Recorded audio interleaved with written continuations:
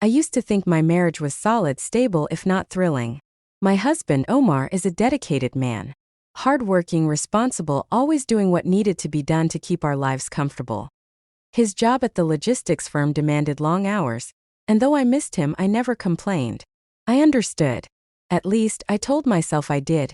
Our home was quiet most days, just the soft ticking of the clock and the hum of appliances filling the silence. I spent my time managing the household, dabbling in freelance work, and trying to ignore the growing emptiness that clung to the walls like dust I couldn't quite sweep away. Then came Tariq, Omar's younger brother. He had just moved back to town after a messy breakup and needed a place to land. Omar, ever the dutiful brother, offered our guest room without hesitation. "He's family," Omar had said, giving my shoulder a reassuring squeeze. "He won't be any trouble." First, he wasn't. Tariq was charming in a way that felt effortless. He'd always been the more outgoing sibling. Where Omar was stoic and reserved, Tariq was laughter, energy, and quick wit. He filled the silence of the house in ways I hadn't realized I craved. He'd help out with groceries, offer to cook dinner, and linger in the kitchen while I worked, swapping stories that made me laugh more than I had in weeks.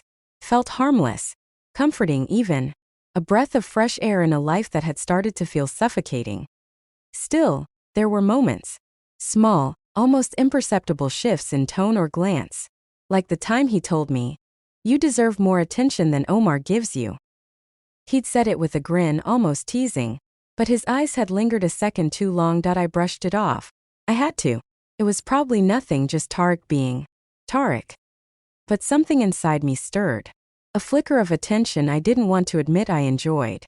I told myself it was just the novelty of someone noticing me, seeing me, not just as a wife holding the fort, but as a woman. Then Omar asked me to keep an eye on Tariq while he was away on a week-long business trip. "He's been a bit off since the breakup," Omar said, concern knitting his brow. "Just make sure he's okay, yeah?" I nodded, masking the unease rising in my chest. I didn't have the words for it yet, but I sensed a shift. Something about to unfold. Something I wasn't sure I was ready for. As Omar packed his suitcase that night, I stood in the doorway watching him, wondering how we got here. So distant, so distracted. I told myself everything was fine. In the wake of Omar's departure, the house grew quiet yet strangely charged, as if each corner held a secret waiting to be revealed.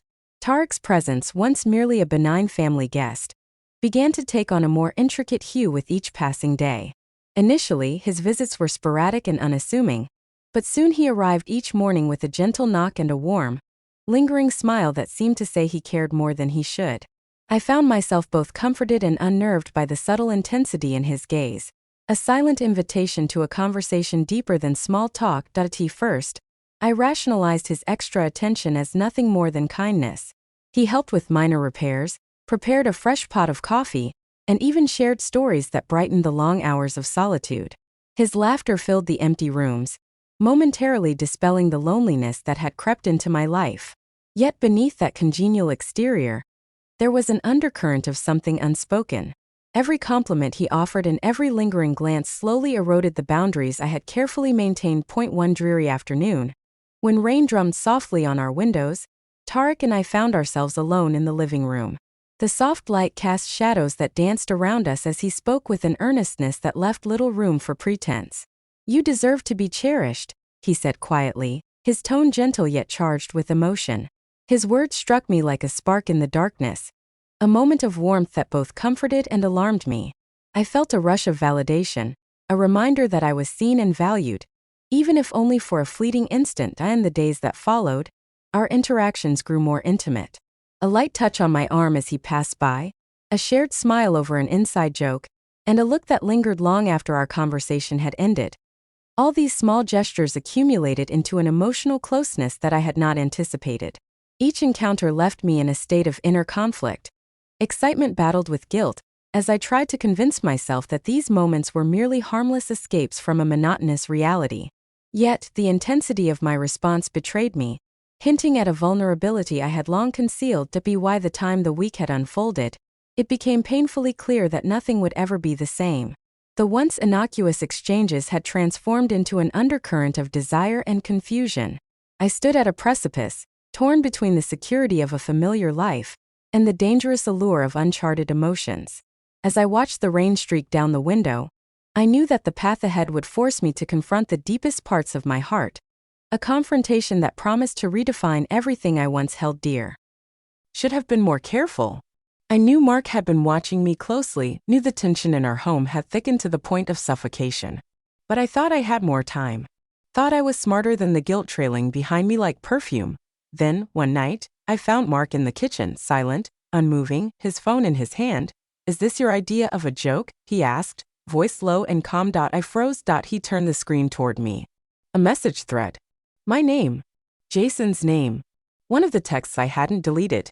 The kind that doesn't need explanation, just enough to shatter everything. The word caught in my throat. "Don't," he said. "Don't insult me." He didn't yell. He didn't throw anything. He just stared at me like I was someone he didn't recognize. Maybe I wasn't. I felt my knees go weak. "Mark, I didn't mean to sleep with my son," he cut in. "Or didn't mean to lie every day while I kissed you goodnight?" The front door opened before I could answer. Jason walked in, earbuds in, sweaty from a run. He paused when he saw us, our frozen bodies, the silence like a scream. Mark turned slowly. "You want to say anything to your father?" Jason's face dropped. Color drained. For once, he looked like the boy I'd first met. Small, unsure, exposed. "I didn't plan this," Jason said, his voice shaky. "No," Mark replied. "But you sure as hell finished it." What followed was chaos. Accusations. Swearing. Jason stormed upstairs. Mark grabbed his keys. I begged him to stay, to talk, to not do something rash. He looked at me once more before leaving. "I don't even know who you are anymore." He meant it. By morning, Jason was gone. Bags packed. No goodbye. No text. Just vanished. Mark didn't come home that night. Or the one after. Papers arrived within the week, cold, efficient. Divorce. No fight. Just a signature. The house turned into a mausoleum of memories, every photo a wound, every quiet moment a reminder of what I'd destroyed. I tried calling Jason once. He didn't answer. I tried again. Then stopped. Weeks passed. Then, one afternoon, I saw him, across the street, laughing with a girl his age. His hand on her waist, easy and carefree. Like nothing had happened. Like I'd been erased. I watched from behind my curtain, heart cracking open with something worse than guilt, irrelevance. This wasn't just a mistake. It was a collapse. A love that wasn't love at all, just a mirror to my own emptiness. I gave everything for a flame that burned too fast. And when the fire died, there was nothing left but ash. Sometimes the thing you crave the most is the thing that ruins you completely.